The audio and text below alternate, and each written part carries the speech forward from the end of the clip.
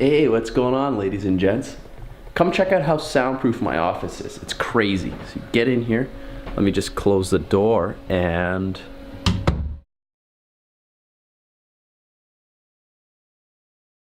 I'm just messing with you.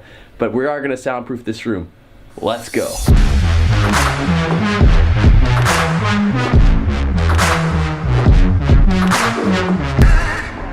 Welcome back, ladies and gentlemen. Today we are going to soundproof your office, recording studio, YouTube studio, whatever it may be, for under $100 Canadian. So for you beauties down in the US, it's like 75 bucks. Come to think of it, I should probably just start listing all these videos in US prices because it just sounds like an even better deal. Now, before we get started with that, I got this message recently from one of my subscribers. Hey Daniel, I bet you won't shave your beard for the next YouTube video. What do you think? I'm scared? Don't test me, man. I'll do it. I'm crazy.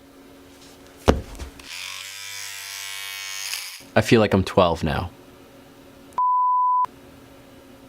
Anyway, so you can get a frame of reference, here's what it sounds like without soundproofing. Hey everyone, I'm Daniel. Make sure you hit that subscribe button. And here's what it sounds like with the soundproofing. Hey everyone, I'm Daniel. Make sure you hit that subscribe button. So the only difference there was that one shot had no soundproofing in the room and the second shot had the soundproofing on the walls. I didn't change the position of the microphone. I didn't change the microphone I was using. Everything stayed the same except the soundproofing, which also was a pain in the ass because I had to take it down, move it out, and then put it back in. Okay, so let's get into it. Here are the materials you're gonna need. Roxol insulation panels, which are $40 for 8 panels. Now this is like insulation, but like denser. It's a little bit more thick. It's not like that pink fluffy stuff that'll make you itchy for 3 weeks. That being said, this stuff will make you itchy, so like be smarter than me and just wear gloves when you were doing everything. It's just the whole time, you know? Second thing you're gonna need, very thin particle board. Very thin, very light. I mean, you can go heavy and get big, thick wood, but that's just gonna make it more difficult when you're trying to mount it to the walls or ceilings or whatever. Get nice thin particle board. You can find this at the hardware store. Actually, you can find everything at the hardware store. And these boards are like 4 feet by 8 feet, and they're like 15 bucks for 2 of those sheets, and it should be more than enough. I mean, if you need more sheets, buy more sheets. Then you can have the employees cut them down to size for you, or I mean, if you have the equipment, you could do it yourself. And for the love of God, if you're gonna cut it yourself, please be careful. I don't wanna get messages like, hey Dan, the soundproofing was fantastic. I lost a hand in the process, but you know, my room sounds great.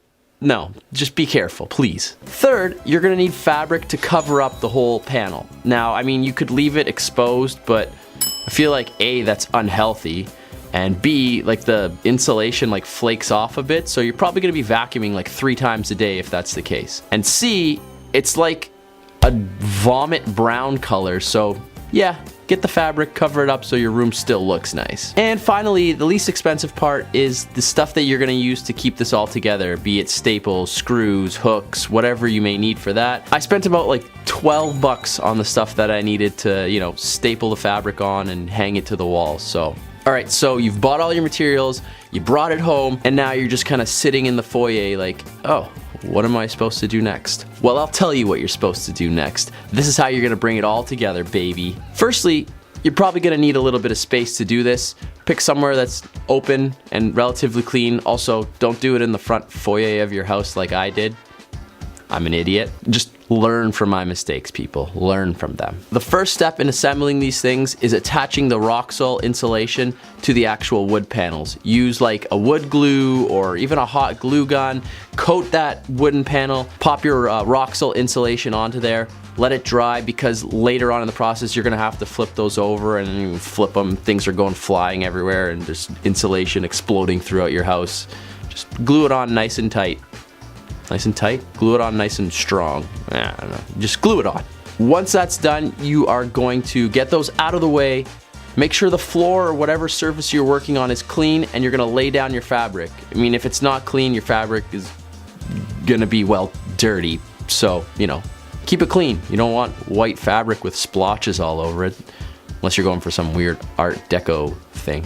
Lay the fabric down, and you're gonna drop your insulation wooden board combo onto that fabric, insulation facing down, so you've got the wood board exposed at the top.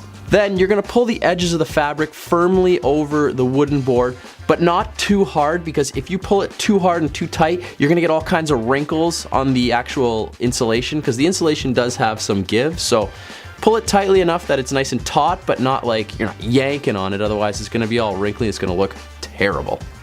So once you have it firmly pulled over the edge, hold it there and staple it in place. Now, I went with a staple gun because it punctures the wood nicely. It's quick, you know, you can like bang out 3 staples in no time.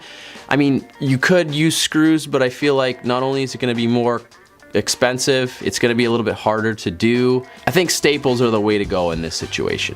So once you've stapled all the edges, made your way all around, panels finished, all you gotta do is repeat the process and boom, panels are done.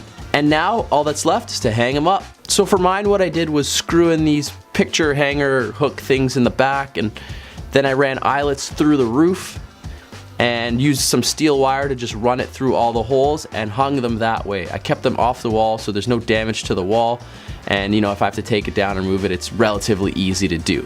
But I mean, if you're doing this and it's like a more permanent thing, you could always like double-sided tape it to the wall, screw it in, hang it like a picture frame.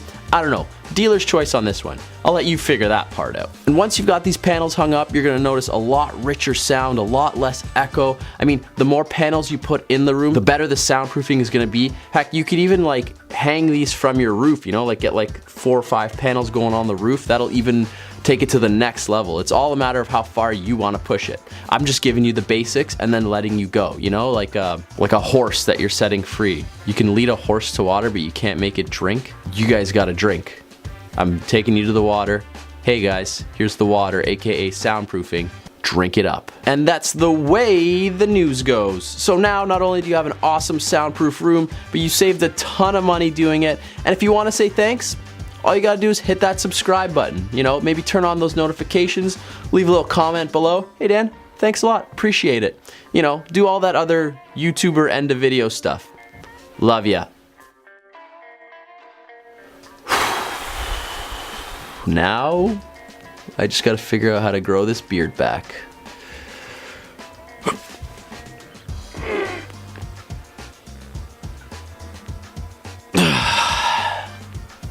Anything? You guys notice anything yet? Oh, a little bit of scruff. Maybe I just missed a spot shaving. No. I'm just gonna have to wait this one out.